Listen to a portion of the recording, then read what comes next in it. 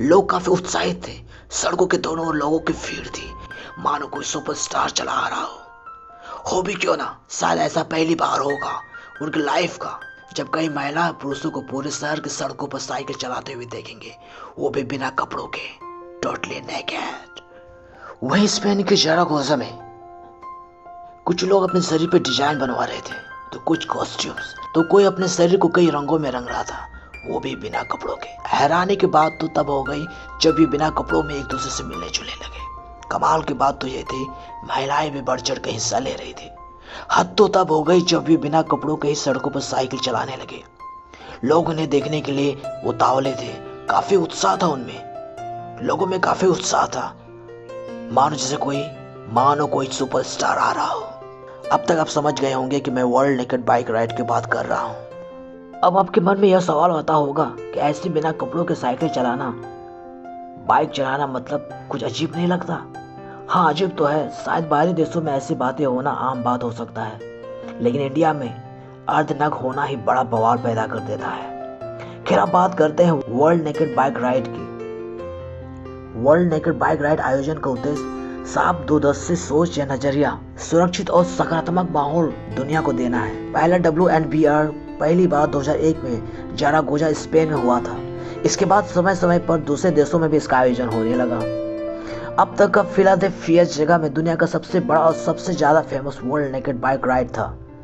इसमें सबसे ज्यादा फेमस और सबसे बड़ा फिलाडेल्फिया का वर्ल्ड नेकेड बाइक राइड था।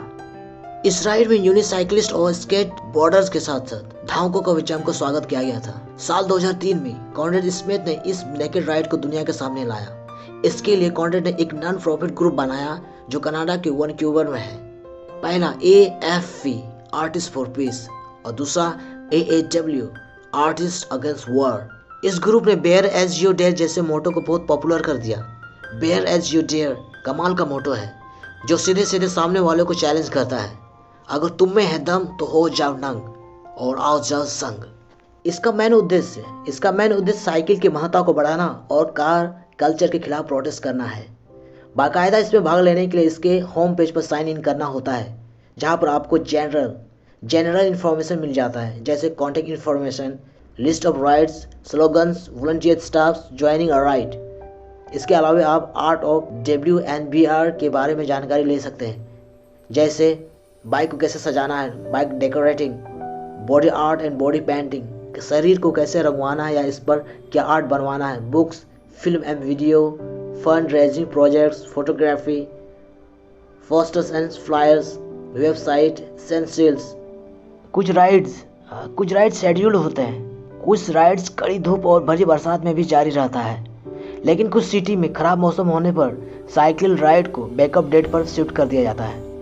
इस दिन आप कोई भी बॉडी पावर्ड ट्रांसपोर्ट का इस्तेमाल कर सकते हैं, जैसे skateboards, inline skates, roller skates, chopper bikes, tricycles. कि ये वर्ल्ड नेकेड बाइक राइड के नाम से जाना जाता है, लेकिन इसका ये मतलब नहीं कि पूरा नेकेड ही होना है। कोई अपनी मर्जी से नेकेड राइड करना चाहे तो कर सकता है। इसमें भाग लेने के लिए कोई शुल्क नहीं लिया जाता।